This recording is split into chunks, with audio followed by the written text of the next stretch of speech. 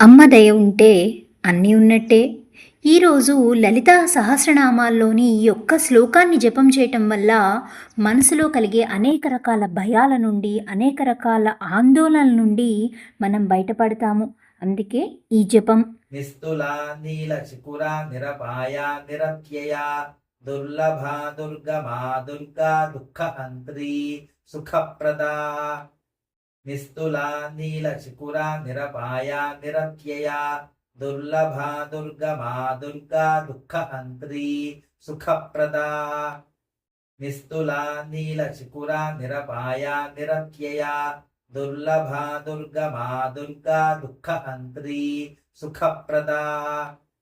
నిస్తులా నీలచికురా నిరపాయా నిరత్యయా దుర్లభా దుర్గమా దుర్గా దుఃఖహంత్రీ సుఖప్రదా. నిస్తులా నీలచికురా నిరపాయా నిరత్యయా దుర్లభా దుర్గమా దుర్గా దుఃఖహంత్రీ సుఖప్రదా.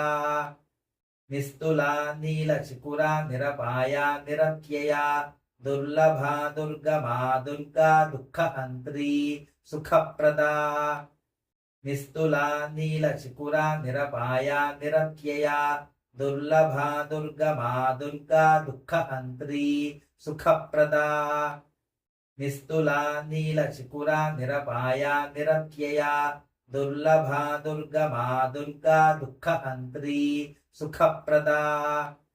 నిస్తులా నీలచికురా నిరపాయా నిరత్యయా దుర్లభా దుర్గమా దుర్గా దుఃఖహంత్రీ సుఖప్రదా. నిస్తులా నీలచికురా నిరపాయా నిరత్యయా దుర్లభా దుర్గమా దుర్గా దుఃఖహంత్రీ సుఖప్రదా. నిస్తులా నీలచికురా నిరపాయా నిరత్యయా దుర్లభా దుర్గమా దుర్గా దుఃఖహంత్రీ సుఖప్రదా. నిస్తులా నీలచికురా నిరపాయా నిరత్యయా దుర్లభా దుర్గమా దుర్గా దుఃఖహంత్రీ సుఖప్రదా.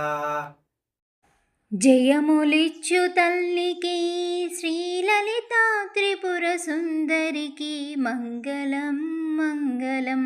జయ నిత్యమంగళం మా ఇంట మంగళం.